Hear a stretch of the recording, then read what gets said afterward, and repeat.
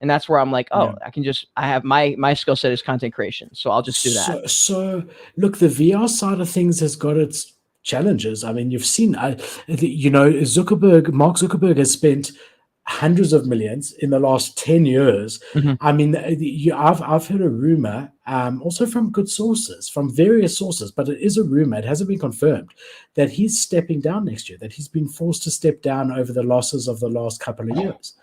Oh my dude, if that happens, is that a bombshell? Have you not heard that? Oh my God! If Mark Zuckerberg got fired from Facebook, that would be fucking crazy. Well, if you think about it, I mean, Steve Jobs got fired for Apple for a lot worse. I was about to say for a lot less.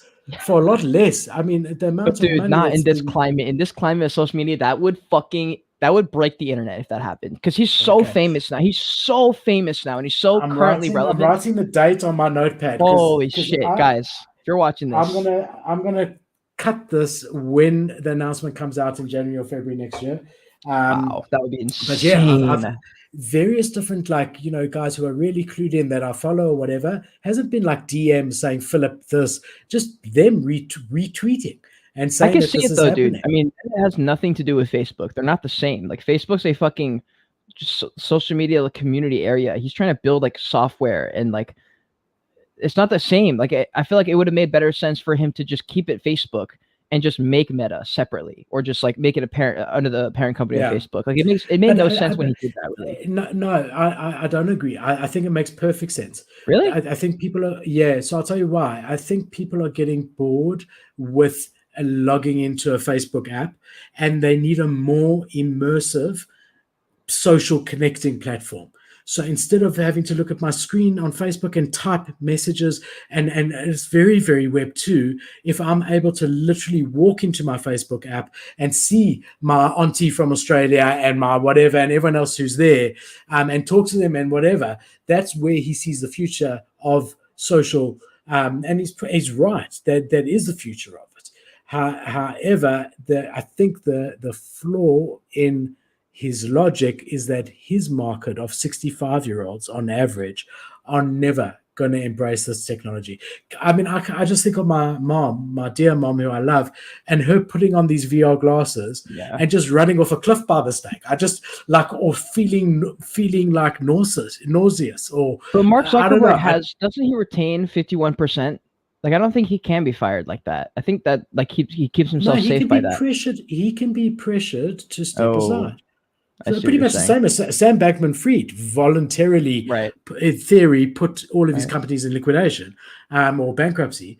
He could be pressured to step aside, even if he retains his 50%. They could say, we don't want you managing it or whatever.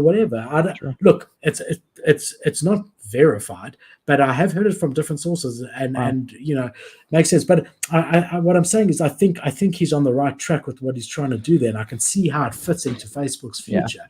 But as I say, the target market of Facebook at the moment, the average age is 50-year-olds. I don't know that in 5-10 years, when he's ready, if he's ready, that those people who are then going to be 60 plus are going to be happy to put on virtual things, or even they have the know-how. I mean, people that age just can't even send text anymore.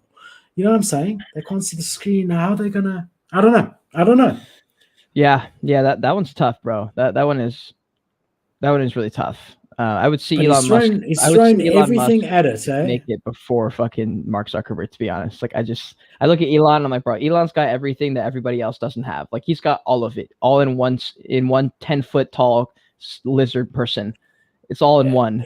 Okay, he's just the hot project at the moment. Same as the NFT space. He's just the hot project at the moment because Elon is on another level. That motherfucker has 120 million followers on Twitter. That's not like some person. I mean, okay, maybe what was Dan Bilzerian at a few years ago? There was this guy on Instagram. Do you know him? If you bought Twitter, you'd also have 120 million people following. Bro, he still had 100 million before. He's the founder of SpaceX and Tesla. And they literally specialize in pissing people off on social media. He just gets the game. And like when you get the game like that, you have a Gary Vee effect. I think you just grow every year. Like every year, I'm like, Gary Vee's peaked. And then he peaks again. And then he peaks again. And then he literally just keeps growing.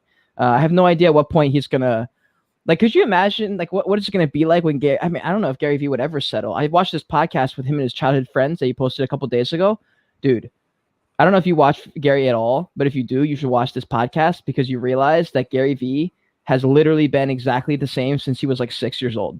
They tell these stories where they're like, yeah, Gary Vee was 7 years old. He moved into the house next to us. And within a week, he was making all of us get up at 7 a.m. to like go garage sailing. And I was like, I was watching the gym. And I was like, no fucking way. And he was like, yeah, man, like he made me do this. He made me get up and like do car washes with him. And then he like kept this money. And he was always trying to make us money. And like he kept skipping school, all this shit like this. And he was like, it was before like anyone knew anything about Gary Vee like that. Yeah, sure. And he goes, he's always been like this. And then they said, and Gary Vee has always been the ringleader. Gary Vee is always in charge. It's his way or the highway. And I was like, no fucking way, dude. This literally, it was really gratifying to see that he didn't become Gary Vee. He's just been Gary Vee like this. It wasn't because of money or because of fame or social media. Like he literally has been like that. But I had never seen the receipts to that level until 2 days ago on that podcast because he always talks about it. He always references a couple of videos when he's in his 20s and 30s, or probably 30s, but nothing from like his real childhood like that. He doesn't really share that too much. And that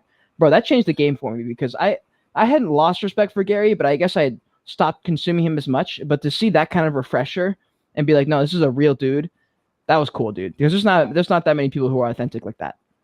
Yeah, no, 100%. I've told you before that I see traits in Jake now, who's 9.